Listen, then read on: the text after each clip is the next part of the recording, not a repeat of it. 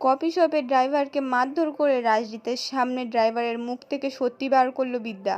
ধারাবাহিকের শুরুতে দেখা যাচ্ছে সৃঞ্জয়ী রাজজিৎকে বলছে, রিত তুমি চিন্তা করো না, ডিভোর্সটা একবার হয়ে যাক, আমি তোমায় অন্যত্র বিয়ে দিয়ে দেবো। একটা মেয়ে যে কত নিচে নামতে পারে, ছি ছি ছি। এই বলে তো রুষাদের বলছে, এই ওকে খেতে নিয়ে যা, কিছু খায়নি। রাজজিৎ তখন বলছে, আমার খিদে পাচ্ছে না, আমি একটু আসছি। সৃঞ্জয় তখন বলছে, রিত তুমি কোথায় যাচ্ছ? আমার কথা শোনো, তুমি কোথাও যেও না। রাজজিৎ তখন বলছে, প্লিজ আমার দম বন্ধ হয়ে আসছে, আমাকে যেতে দাও। এই বলে তো ঘর থেকে বেরিয়ে যায়। সৃঞ্জয় তখন মনে মনে বলছে, সরি, কিচ্ছু করার নেই, ওই বিদ্যার মতো কাঁটাকে ওবড়াতে গেলে তোমার চোখ থেকে জল আসছে, আর সেই কাঁটাতে তুমি ক্ষতবিক্ষত হচ্ছ। কিচ্ছু করার নেই, বিদ্যার না এ বাড়িতে জায়গা হবে, না কলেজে, না শহরে। তখনই সৃঞ্জয়ীর ফোন আসে। সৃঞ্জয়ী ফোনটা তুলতেই একজন লোক বলছে, রাজজিৎ একটা কফি শপে এসে দাঁড়িয়েছে। সৃঞ্জয়ী তখন বলছে, কফি শপের নাম কি? লোকটা তো তখন কফি শপের নামটা বলে দেয়। সৃঞ্জয়ী তখন বলছে, ওকে নজরে রেখো। এই বলে তো ফোনটা কেটে দেয়। তারপর একা একা বলছে, যেই কফিনে তোমাদের সম্পর্কটা রাখা হয়েছে, সেই কফিনের শেষ পিরেকটা পুঁততে যাচ্ছে মাই ডিয়ার বিদ্যা ব্যানার্জি। এবার দেখো কেমন লাগে। এদিকে তখন বিদ্যার ফোনে উড়ো ফোন আসে যে রাজজিৎ চ্যাটার্জির ওপরে আক্রমণ হতে পারে। বিদ্যা তখন প্রশ্ন করে যে রাজজিৎ চ্যাটার্জি এখন কোথায় আছে। লোকটি তখন বলছে যে কফি শপে। বিদ্যা তখন ফোনটা কেটে দিয়ে তো তাড়াহুড়ো করে ঘর থেকে বেরিয়ে যায়। এদিকে সৃঞ্জয় তখন একা একা হাসতে হাসতে বলছে, আর মিনিট কুড়ির মধ্যে বিদ্যা পৌঁছে যাবে কফি শপে। আর সেই কফি শপে আমাদের বাড়ির সুপুত্র রাজজিৎ চ্যাটার্জি কফি অর্ডার দিচ্ছে। এই বলে তো হাসতে থাকে। তারপর বলছে, এবারে বিদ্যা অটোতে করে তাড়াহুড়ো করে কফি শপের সামনে আসবে, তারপর হন্তদন্ত হয়ে ভেতরে ঢুকবে। স্বামীর প্রতি প্রচুর ভালোবাসা। আর কফি শপের ভেতরে ঢুকেই তো রিতকে দেখতে পায়। আমার ম্যাথামেটিক্স যতটা বলে, বিদ্যা যাবে রিতের কাছে।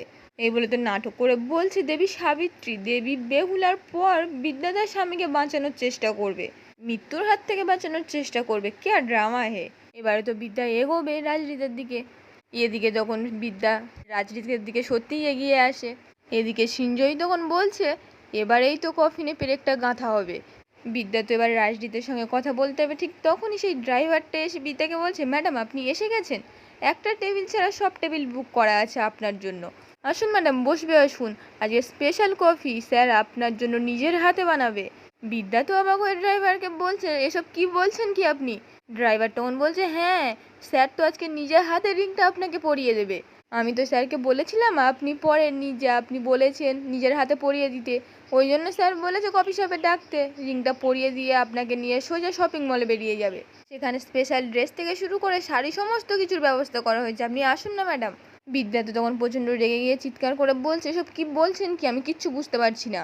ড্রাইভার তখন বলছে, এই কি, আপনিই তো আমার স্যারকে বললেন, কনিষ্ক স্যারকে, যে কফি শপ কারোর সঙ্গে শেয়ার করবেন না, ওই জন্য তো সব টেবিল বুক করে নিল। বিদ্যা তখন প্রচণ্ড রেগে গিয়ে ড্রাইভারকে চড় মারতে ওঠে। রাজরিক তখন বিদ্যার হাতটা ধরে ফেলে। তারপর বলছে, আননেসেসারিলি ওনাকে মারছেন কেন? তুমি বোধহয় রেসপেক্টও করোনি যে আমি এখানে পৌঁছে যাব। বিদ্যা তখন বলছে, প্লিজ রাজরিত, আমার কথাটা তো একবার শোনো। রাজরিত তখন হাসতে হাসতে বলছে, আমার কপালটা দেখো, ভগবান আমাকে ঠিক এখানে পৌঁছে দিয়েছে। কফি শপে না এলে তো এই দৃশ্যটা আমি দেখতেই পেতাম না। সরি, আমি একটা টেবিলে বসে পড়েছিলাম, না হলে সেই কনিষ্ক নাকি কবি, সে তো পুরো কফিটাই বুক করে নিতে পারতো। তোমাকে রিং পরিয়ে দেবে না, যাও শাড়ি কেনো, আনন্দ করো, প্রিপারেশন নাও, ডিভোর্সটা হয়ে গেলেই তো তোমাদের সুখী জীবন। এই বলে তো হাতটা বাড়িয়ে দিয়ে বলছে, কংগ্রাচুলেশনস। বিদ্যা তখন বলছে, আমি কিন্তু বলছি তুমি আমাকে ভুল বুঝছো। রাজরিত তখন চিৎকার করে কংগ্রাচুলেশনস বলে। বিদ্যা তখন রাজরিতের হাতে হাতটা দেয়। রাজরিত তখন বলছে, এই হাতটা ধরে আমি বিয়ের মন্ত্র উচ্চারণ করেছিলাম বিদ্যা। বিদ্যা তখন বলছে, এই হাত ধরে আমরা জীবনের চলার প্রতিশ্রুতি করেছিলাম রাজরিত। রাজরিত তখন কাঁদে কাঁদে বলছে, আরে সেই হাতটা ছেড়ে দিচ্ছে বরাবরের মতো। এই বলে তো হাতটা ছেড়ে দিয়ে বলছে, ছেড়ে দিলাম, চলি তাহলে। এই বলে তো চলে যাচ্ছিল, তখনই ওয়েটার কফি নিয়ে এসে বলছে, স্যার স্যার কফিটা। রাজরিত তখন টাকাটা বের করে দিয়ে বলছে, বাকিটা নিয়ে নিও। ওয়েটার তখন বলছে, স্যার কফিটা। রাজরিত তখন বলছে, কফিটা ওনার জন্য ট্রিট রইল, ব্ল্যাক কফি। এই বলে তো বিদ্যার পেছনে দাঁড়িয়ে বলছে, উইদাউট সুগার, তোমার প্রিয়। এই বলে তো বলছে, আসি তাহলে। এই বলে তো বেরোতে বেরোতে বারবার বিদ্যার দিকে তাকায় আর বেরিয়ে যায়। বিদ্যা তখন টেবিলে বসে কাঁদতে কাঁদতে রাজরিতের দেওয়া ব্ল্যাক কফিটা খায়। হঠাৎ করেই দেখতে পাই সেই ড্রাইভারটা নেই। চারিদিকে ড্রাইভারটাকে ডাকে, তারপর ওয়েটারকে জিজ্ঞেস করে ড্রাইভারটা কোথায় গেল। ওয়েটার তখন না বলে সরে যায়।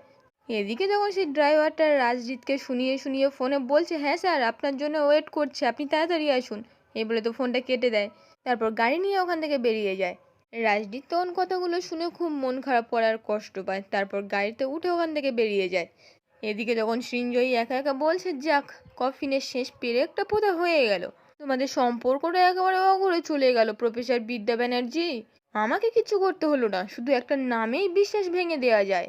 এই বলে তো হাসতে হাসতে বলছে, দিস ইজ কল ট্রিট, বুদ্ধির খেলা। অন্যদিকে দেখা যায় রাজদীপ তো ফোনে বলছে, আমি যোগ্য মানুষকে বসিয়েছি, আমার সন্তানের ওপর আমার ভরসা আছে, আমার বিশ্বাসও রাখবে। তখনই রাজদীপ এসে রাজদীপকে বাবা বলে ডাকে। রাজদীপ তখন ফোনে বলছে, আমি আপনার সঙ্গে পরে কথা বলছি, এই বলে তো ফোনটা কেটে দেয়।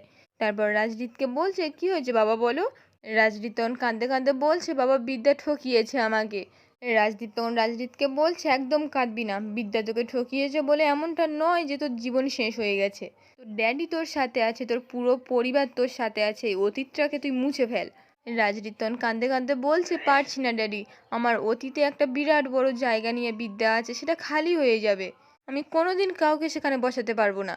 রাজদীপ বলছে, তুই পারবি, এমন পাত্রী আমি তোকে দেখে দেবো, সে তোকে ভালোবেসে আসবে, আর আমি জানি সে তোকে বিদ্যার জায়গাটা ভুলিয়ে দেবে। বিশ্বাস কর বাবা, সব ঠিক হয়ে যাবে, তুই চিন্তা করিস না। এদিকে যখন বিদ্যা তো ঘরে এসে কাঁদতে থাকে রাজদীপের কথাগুলো ভেবে।